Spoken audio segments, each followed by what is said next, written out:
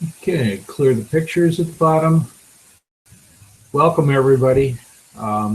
First review day, getting ready for our Chapter 2 test. You notice I've got on the screen the review exercises, page 111 in the book. So I figured that's the base. I've never taught out of this book before, so quite frankly, this is where I'm going to look to kind of start framing a possible test. And in preparing for today, I guess you could say I've started to have ideas for the test. And by you guys tuning in and listening today, you'll get, I'm sure you'll get some good clues on how to zero in on studying. So right off the bat, you notice this first section says pre-calculus or calculus up in the top left corner there. We didn't do that section. That was in 2.1, and we started with 2.2. So you can kind of forget the first two questions. And then the next section, which is called estimating the limit numerically, I'm not likely to, I mean, while that was a good exercise for us to get into what limits are, I don't think that those are good test items. So that kind of eliminates 3 and 4. So as we look to that next section, find a limit graphically, I'm going to switch over to my note file here. I mean, that makes sense. And throw some other advice in here. I mean, there are some things that are before Chapter 2. Like, I think everybody's got to know how to do a difference quotient. You know, these are some things that we talked about in Chapter 1. Difference quotients. And I don't know if we'll have time today, but, you know, if some of you want me to, my guess is you probably want me to do a couple of those. I'd be happy to do that maybe tomorrow on Wednesday. Solving quadratics, and by that I mean knowing more than one way to solve a quadratic. Not just the quadratic formula, but using factoring and maybe using, and also being able to use completing the square. And then trig basics, there's a load of those. Damon just asked a question, is the test on chapters 1 and 2 or just 2? The test is on just 2, but of course in mathematics, 2 is based on 1. So can you ever completely divorce the previous? No, but you want to zero your study in on chapter 2. Good question, Damon.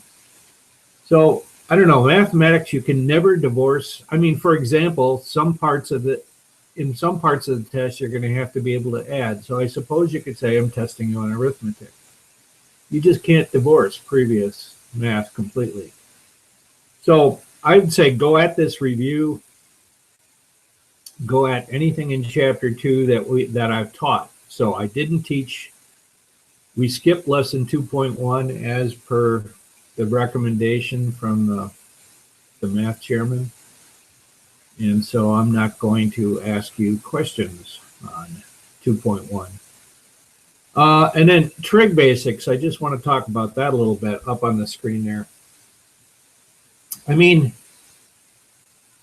you've got to know your two special triangles. You've got to know your radian measure. So if I ask you for the sine of pi over 6, for example, hopefully you'll be able to come up with 1/2 pretty quickly.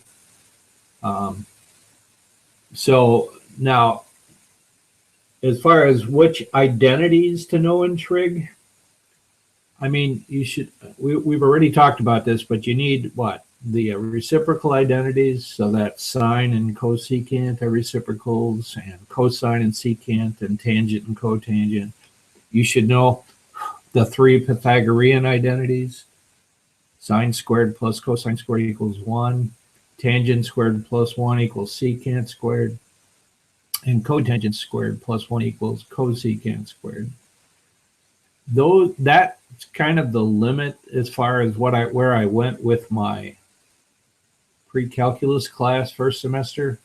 I'll kind of keep that as the limit. So you're going to notice we're going to probably look at a problem today where a different identity is needed, and the book kind of provides a hint, and that's kind of the approach I'll take. So if I use any other identities other than the ones I just mentioned, I'll give you a hint. You'll see. I'll show you when we get there today. Okay. And then as far as memory work and previous stuff is concerned, there's those 3 special limits we had in lesson, I don't know where they were exactly, but here they are. I don't have the page looked up right now, but 3 special limits that there really is no way to substitute or factor or do any algebra techniques. You just have to know them. Here they are. The sine of x over x, the limit as x approaches 0 is 1. The limit of the 1 minus cosine x over x as x approaches 0 is 0. And then that number 3 one is basically the E guy. And you'll see that in 2 forms. The first form is the one that the book presented up there on the top, but then this is the one that I used. They're both are the same thing. One, you can see one uses x, and the exponent is the reciprocal of x, and the other one uses 1 over x, and the exponent is x. And you notice this one over here has a limit as x approaches 0. This one is x. So I wanted to show them both because when I presented it, I used the bottom one, but they both lead to E, that important number in calculus and in mathematics. So I'm kind of counting these as what? Kind of like prereq material, the things you have to know kind of by heart. Okay, now let's go at finding a limit graphically, which was, this is, just to go back, this is number 5 from the, right from the review exercises on page 111.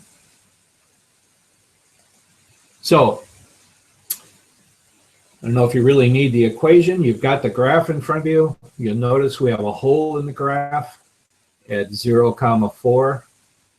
They've got a solid dot at -1. I don't know why, but and really, the other thing I don't like about the book's graphs is, you know, when it's a straight line, it's implied that that line goes on forever. Okay, so look at the 2 limits they're asking us to find. The first one is, what's the limit of this function we're looking at as x approaches 0? So a good calc student looks at that both from the left and the right. Now, we have a hole there, but that's okay. Holes don't prevent, I mean, we know from the function right up here that in the domain, we know that x can't equal 0. We're well aware of that. But that doesn't mean you still could have a limit as x approaches 0. And we do, don't we? Both from the left and the right side, isn't it this thing approaching 4? So that one would have the answer of 4, and you can just do it visually. What about the second one, the limit of the function as x approaches -1? Well, it appears to be 5. Should we check it? If you calculate up on the top, 4 times -1 is -4. -4 minus 1 would be -5. And then -5 over -1 would be +5. So yeah, it does. So those are just, I mean, that's important that you be able to do that visually. So I might throw a graph at you and ask you to find a limit graphically. There's another one coming up here in number 6, the same kind of thing. This time we have a different function. Again, you can see that t can't be 0 in the domain. That's important right away to see that. And in this case, it's kind of extra special, right? Because what happens as you approach 0 from the left?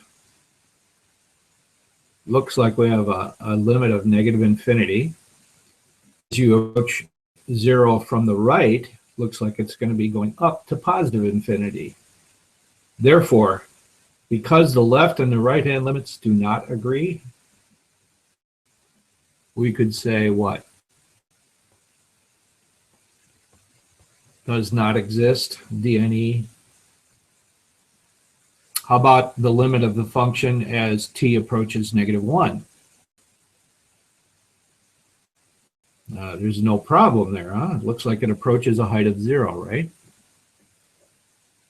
Okay, so not very hard, but still some principles to remember regarding finding limits graphically, visually. Okay, so then as we come back to this, the next section in the book you'll see says using the epsilon delta definition of a limit, and you're supposed to prove them using those. I didn't spend any time on those in class. I'm not going to ask you questions on 7 through 10, that type, on the test either. So I'm going to be true to the way I taught this to you. Okay, so you can kind of X out that section. That means we want to come down to the bottom of the left margin there where we have, by the way, if you don't have your books out, it'd probably be helpful to pull your book out. So anyway, at the bottom of the left margin there, that would be kind of where we want to go next. So given these problems, find the limits. Okay, so I'll head back here and let's do some of these. So here's number 17.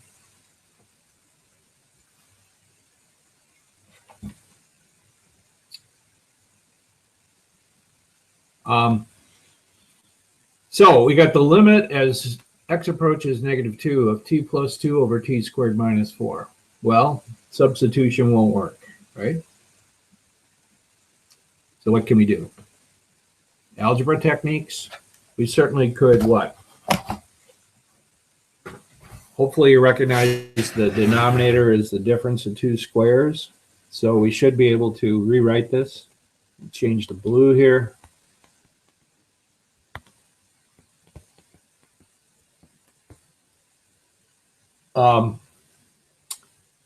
T plus 2 on the top, and on the bottom, what? T plus 2, T minus 2.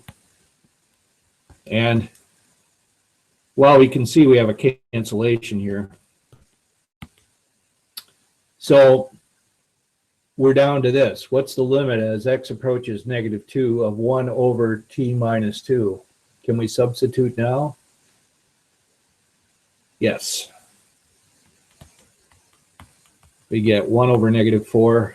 So that limit has to be -1/4. Let me know if you have any questions, guys. I'm going to make, so today I'm going to work through a bunch of examples. Interrupt me, though. Ask questions. Tomorrow really will be more dedicated. I don't know. We'll see how it goes. First time through here. But when we do the second day of review, maybe I can rely more on directions you would like me to go. Okay, I'm going to take a look at number 18 also. This is number 18 in the review. Here, this is similar to the one we just did. I cannot substitute. It creates a division by 0. But again, factoring the same kind, in fact, is available, right? So I can rewrite this as the limit as x approaches 4. By the way, if you're going to do factoring and things, I'm kind of a stickler on this. You can't just drop this limit notation and just start fact. You know, you really need to keep that. That's part of the problem. I'm not doing that yet.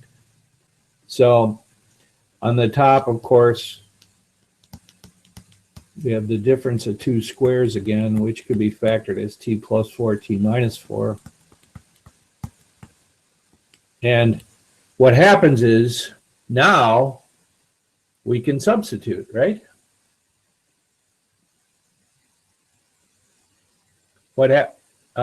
Number 18, as x approaches 4, what's going to happen? You know what? I canceled the wrong one, didn't I, on the top? Let me go back. I should have canceled this way. There we go. Now we can substitute, and we're going to get a limit of 8. If you cancel things, you should cancel the ones that are the same. All right, so number 18, pretty straightforward again. All right, let's look at number 19. Find the limit as x approaches 4. And I've got a problem again. I can't substitute. And factoring is out of the question here. So here comes that, remember that conjugate method? If we multiply top and bottom by the conjugate of the top, at least we should be able to get rid of the root on top, and we at least have the hope that we could get rid of that denominator.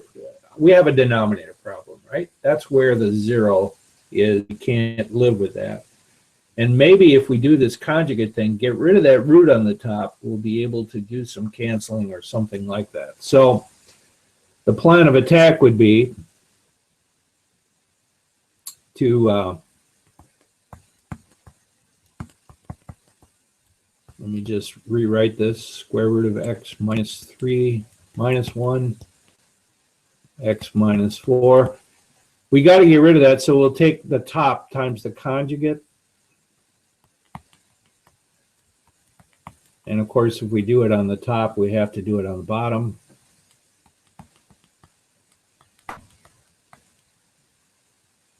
Okay, so that'll rewrite this problem, limit, as x approaches 4. And on the top, we get now, when we multiply that, we get the first thing squared, x minus 3, minus the second thing squared.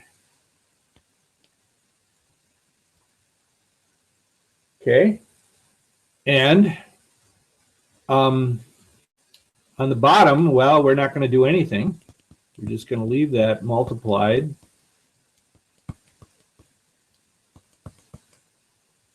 And of course, the top can be simplified, right? That equals the limit as x approaches 4 of x minus 4 over x minus 4 times that ugly conjugate. And notice a nice, wonderful thing happened. We are now able to get rid of that offending x minus 4, leaving us a 1 on the top. Now can we substitute? Yeah, 4 goes in for x. That'll be the square root of 1 in the beginning, which is 1. 1 plus 1 is 2. So we get 1 over 2. So here's a case where the conjugate method bailed us out. I mean, that's a technique that everybody has to know. All right, let's take a look at number 21. This is a little different character than the others, so I'm for sure I wanted to include this because on this problem, it's more of just a fraction problem. So the first thing I need to do is we need to rewrite this. That's the trouble with book notation. Sometimes it doesn't really truly show the form. So I'm going to just rewrite this and show you what I mean. So this one, so this is really looks like this.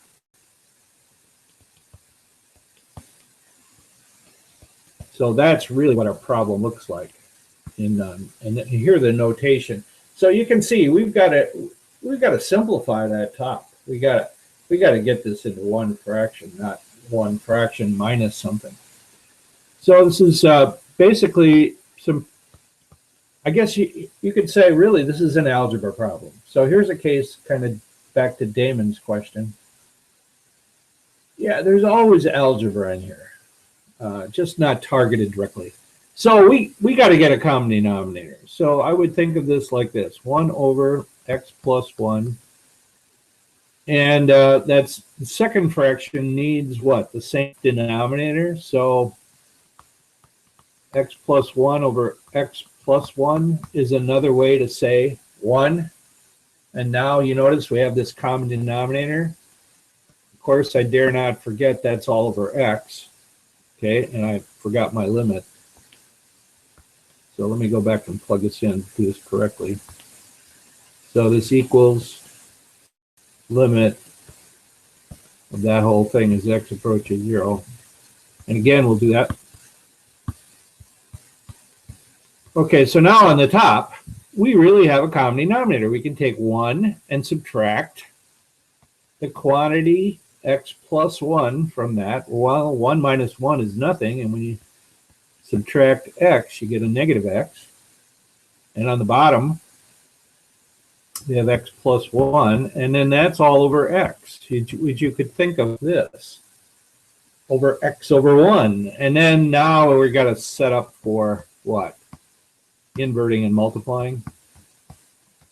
So negative x over x plus 1 times 1 over x. And now you can see what? That the x's will cancel. So we get equals the limit as x approaches 0 of negative 1 over x plus 1. And now can we substitute? Yes. Substitute in a 0 for x, and we just get negative 1 over 1. We got the limit now, negative 1. So I don't know how to describe this with a name or with a category name, but here's an example of where you just got to know how to do fraction algebra in order to calculate the limit. Okay, 21. Let's go on to 23. All right. So now we're doing a little bit of what? Trigonometry. Can I plug in a 0? Well, if you know trig, what's the sign of 0? I'm looking at the bottom in particular. The sign of 0 is 0, so we cannot substitute. So here's where your knowledge of, I don't know, your knowledge of some identities in trigonometry is important. I mean, the only hope is maybe to get sine to cancel. Well, there's no sign on the top, is there? No, there's no S-I-N-E on the top. Is there anything I could do to that 1 minus cosine to get it to come into maybe a sine? A little bit of combination of algebra and trig identities. How about the conjugate of 1 minus cosine x? If we multiplied 1 plus, if we multiplied the 1 minus cosine x times its conjugate, 1 plus cosine x, I know we got to do it on the bottom too, but what's 1 plus cosine 1 cosine? 1 minus cosine squared. Whoop-de-doo. Actually it is, because what's 1 minus cosine squared equal to? Sine squared. Oh, sine squared, which means I would, so actually a plan of attack here. So the plan of attack is, let's start by altering this by multiplying top and bottom by the conjugate. Okay, so that'll give us the limit as x approaches 0 of 1 minus cosine squared x all over sine x times 1 plus cosine x. Now, it doesn't look like we helped, but we did, because that numerator by identity is now sine squared x.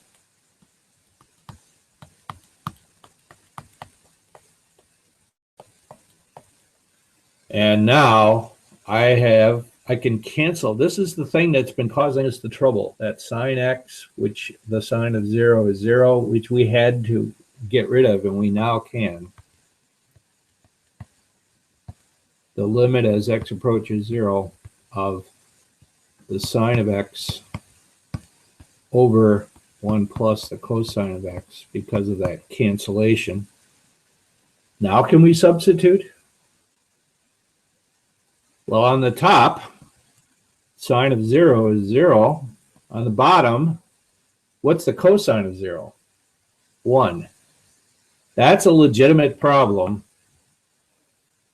And now we actually have a limit. Problem complete. So, you know, this is more of a trigonometry problem than anything else, but you combine that with your knowledge of limits.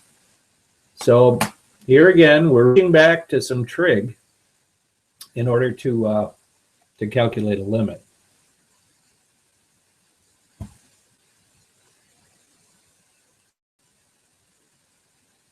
Just checking to see if there are any questions popped up in the meantime. Not seeing any. All right, let's go. Let's take a look at number 25. 25. Okay. So here it is. Kind of a combination of trig and other forms of algebra. I see E has shown up.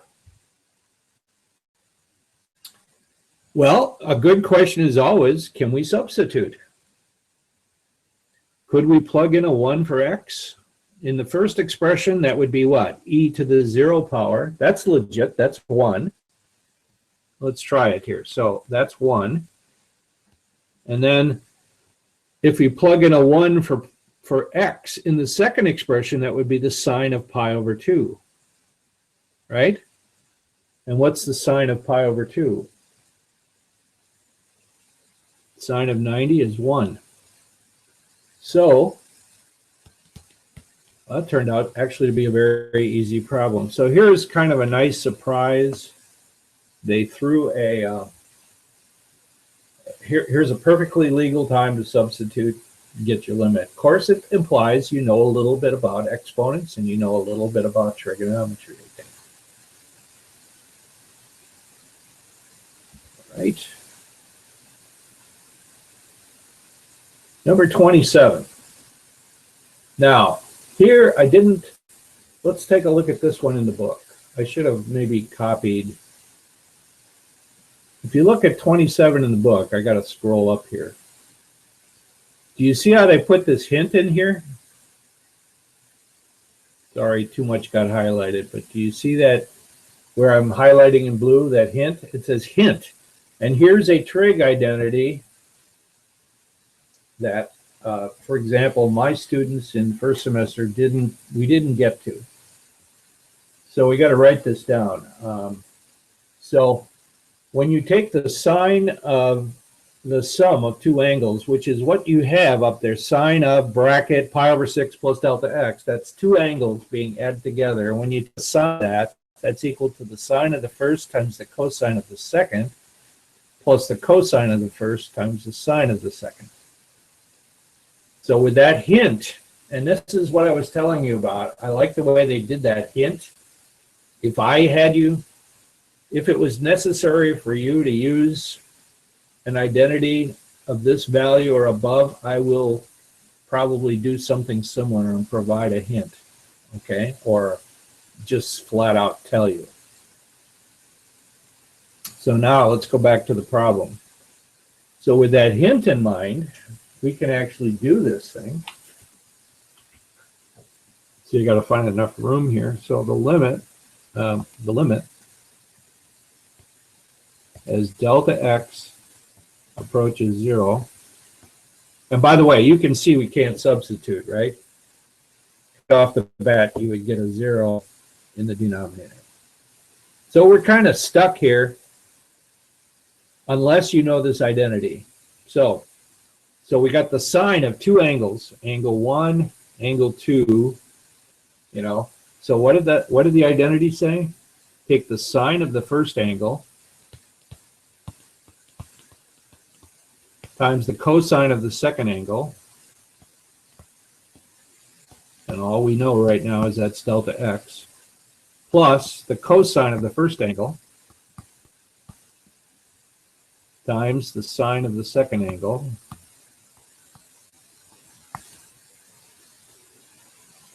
and then of course we can't forget about this part here, minus 1/2, and all of that of course is still over delta x.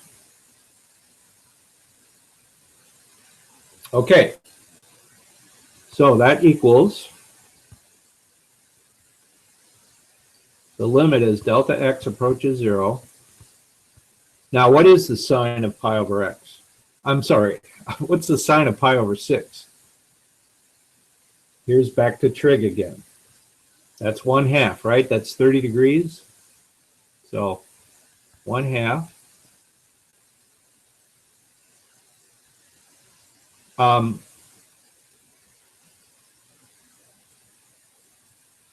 I got to think here.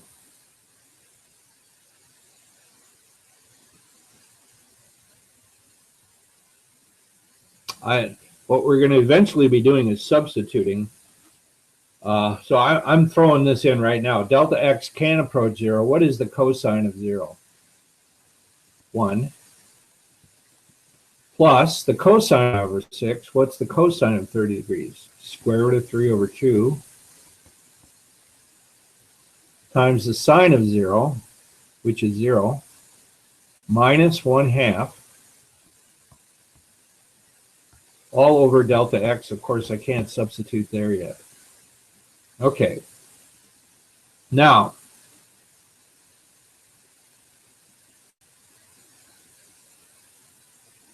I guess I should have just left. I got to think here. I should have probably just left the sine of delta x in here. Excuse me. Where I put a 0 here, I'm just going to write that as the sine of delta x. All right. So now let's simplify a little bit. Delta x approaches 0. All right, 1/2 times 1 is of course 1/2, and 1/2 minus 1/2. So these two things right here, do you see that they wipe each other out? So 1/2 minus 1/2, that's gone. And what's left on the top? Square root of 3 over 2.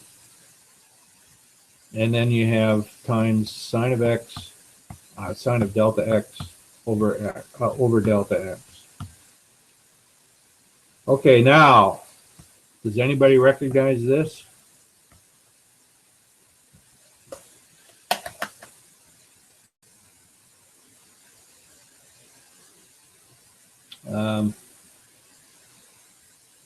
See, it's that. Look, it's right over here. It's in that. It's that identity number 1. That this guy. I mean, it's x, but when you take the sine of an x and the sine of an angle and put it over that angle as x approaches 0, the limit is 1. So if we go back now to our problem, wow, where was I? 27. So if we go back to our problem, this has a limit of 1. So in other words, the limit is the square root of 3 over 2 times 1. And the final answer is, so you can see we had some stretching to do there. So here's a case where I had to give you an identity so that you could rewrite this thing. And then some of the angles we knew, And we still couldn't like cancel the delta x, but by manipulating the algebra a little bit, I could get the sine of an angle over, that angle. And hopefully you remembered, oh, that's one of those special limits we learned. So this was a challenge, but hopefully you can see we could do that one too. So that one had two pretty special parts to it that we had to know. Okay. I'll maybe just hang a second if anybody has a question about that problem.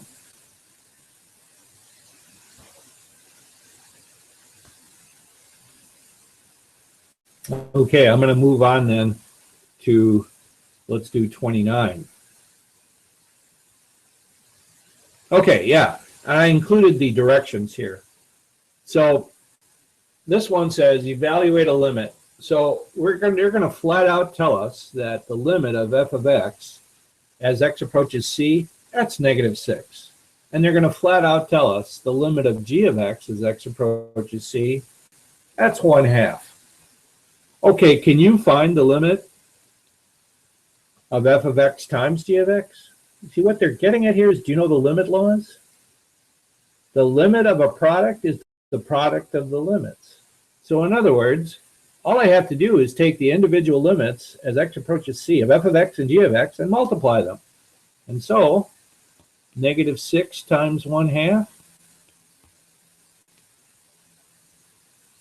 Because we know our limit laws, I just have to multiply the individual limits.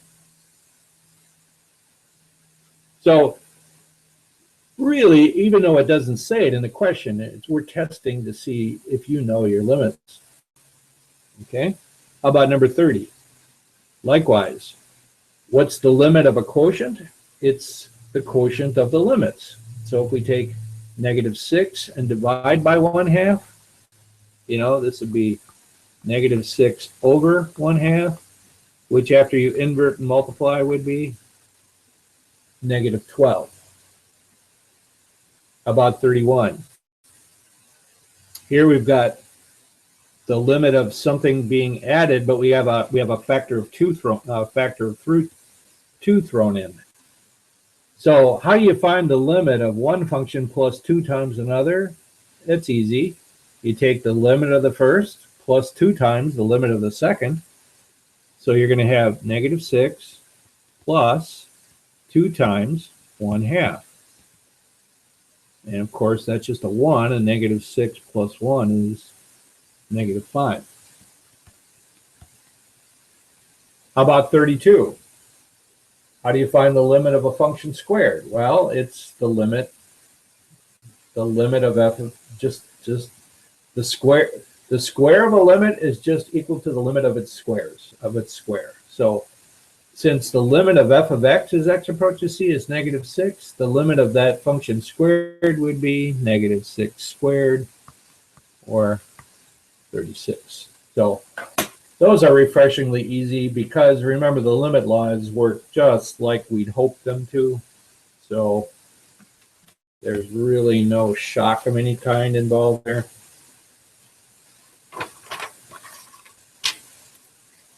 All right.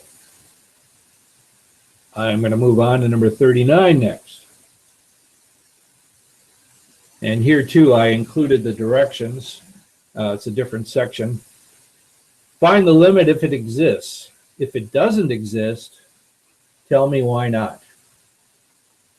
Okay, so watch out for problems like this. I've had some people say, like, yes and no. No. It says, if there's a limit, find a limit. And if there's not a limit, tell me why not. All right, so 39.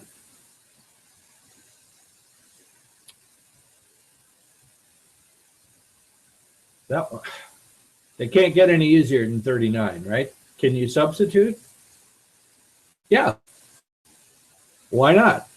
Even though it's just a right-hand limit as x approaches 3 from the right, it doesn't matter. If you can plug it in, there's just not much. So that one has a limit. About 40.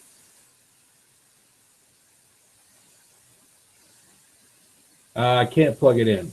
So what can I do with number 40? Well, I could rewrite it using some algebra, right? X approaches 6 from the left. And couldn't we write that? There's that famous factoring job again. The difference of squares. And then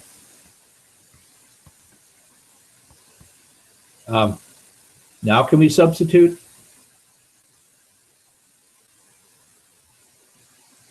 X approaches 6 from the left.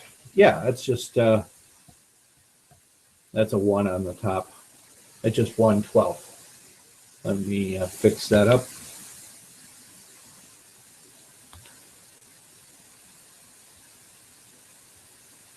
Okay, how about 41?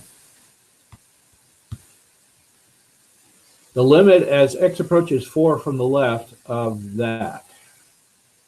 Sounds maybe a little bit tricky. Okay, I can't substitute, correct? Because that would make a 0 in the denominator. So what can I do?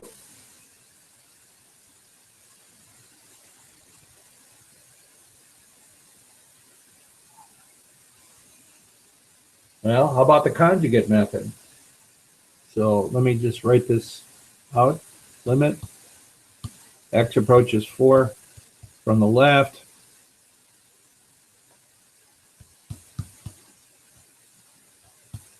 So I'm going to take the top and bottom. Oh, I wrote the top wrong. Yeah, get back and fix that up. So that's not,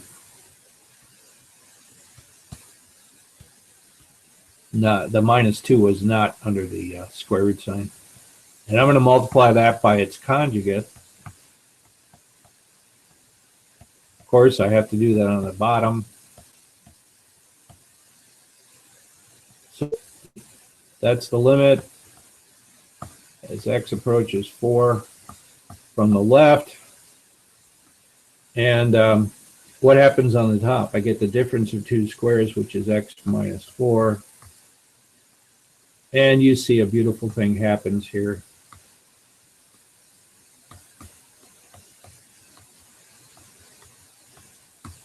We can cancel. And x minus 4 was the problem. So now can you substitute? Let's see if substituting works now. Plugging in a 4, square root of 4 is 2. You get 1/4. So, okay, so that was our, so that works. Let's talk about 42. I think we did one in class just like this. Seems like yesterday. We can't substitute 3 in, so that's out. We can't cancel because 1 is an absolute value, 1's the other. Well, we can see, I mean, how can we think? So let's say we plug in something like, it says approach 3 from the left. So let's plug in a 2 and just see what happens. So on top, what's 2 minus 3? -1. What's the absolute value of -1? +1. And on the bottom, you have a -1. And +1 over -1 is -1. Okay. So, all right. So we got an, it seems like we're approaching -1. All right.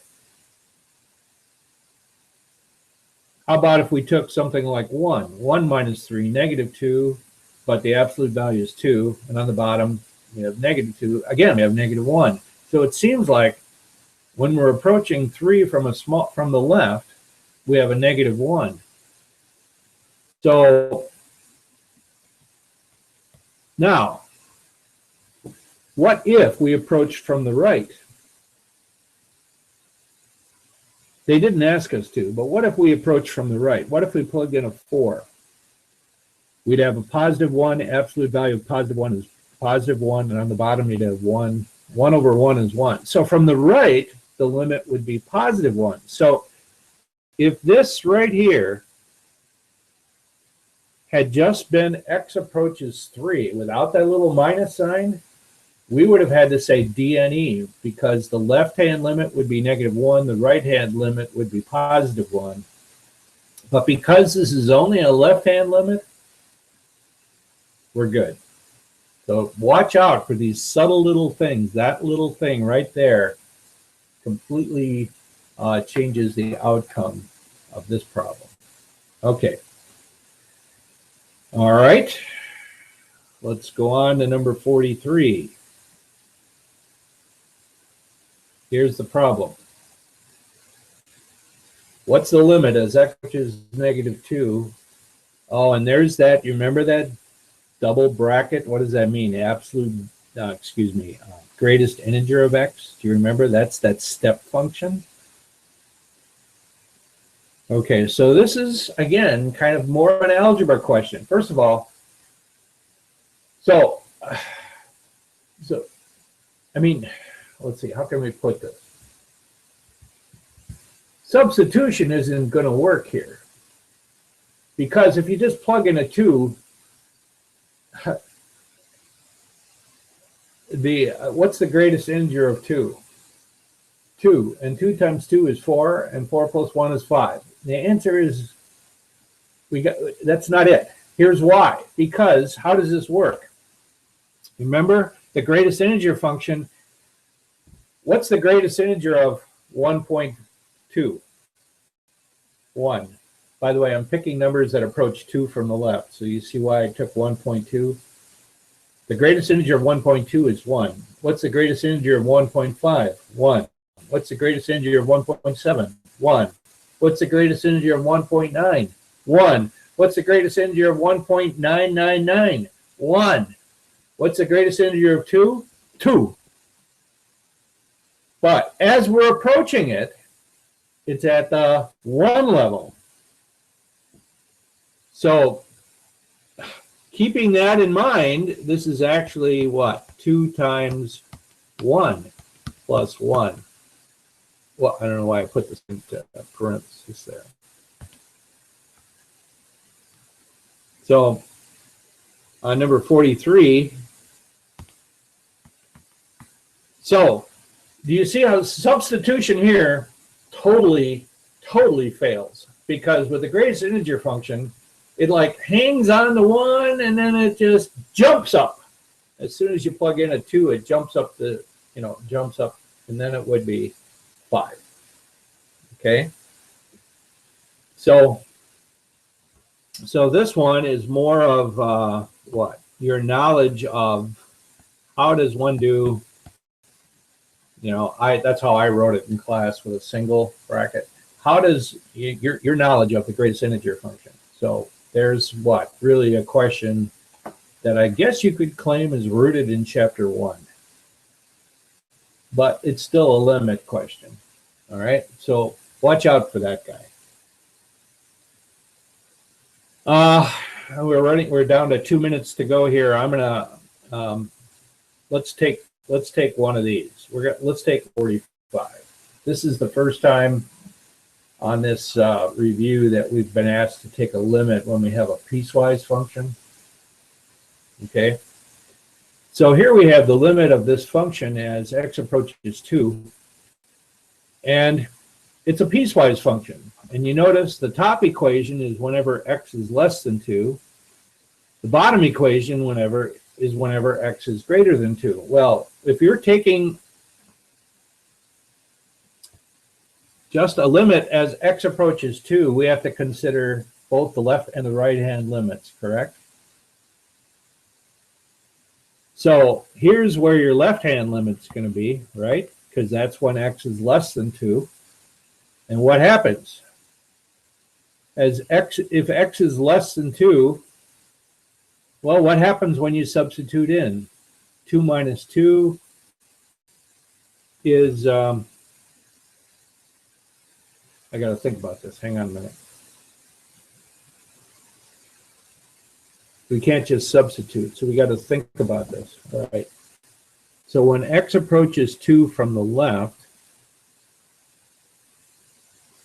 it looks like it's approaching 0, doesn't it? Because 2 minus 2 is 0 and 0 squared is 0. So it looks like the left-hand limit is 0. What's the right-hand limit? 2. Yeah, we can substitute. Both the left and the right-hand limits appear to be 0. Therefore, we could say the overall limit is 0. Because, but do you see how we had to check out both the left and the right-hand limits in order to find out? See, we got time. Let's do one more. I thought I would do this one, but let's close up with 47. Okay, here again we have a piecewise function, and they want us to do a general limit as t approaches 1. And you notice we have the piecewise is set up real nicely for 1. For less than 1, use this formula. For bigger than or equal to 1, use this formula. What would the left-hand limit be if t approaches 1? 1 cubed is 1. 1 plus 1 is 2.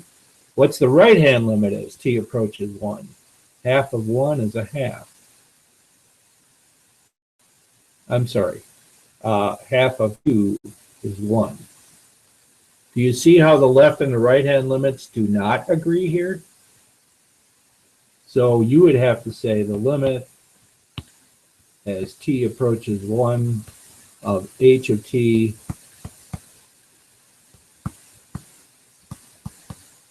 does not exist because the left and the right-hand limits do not agree. Okay, so I spewed out a lot of stuff here at you for a little over 50 minutes. Does anybody want to make a comment or a question? Maybe I went so fast that none of you could get a question in edgewise. So here's question in edgewise time.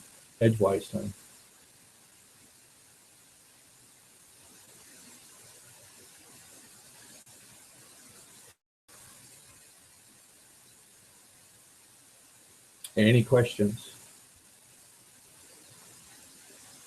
I'm not seeing any in the chat room. My text messages. So I believe that the answer is no. Thank you very much. We have another day of review set up tomorrow. I look forward to seeing you then. Thanks, everybody.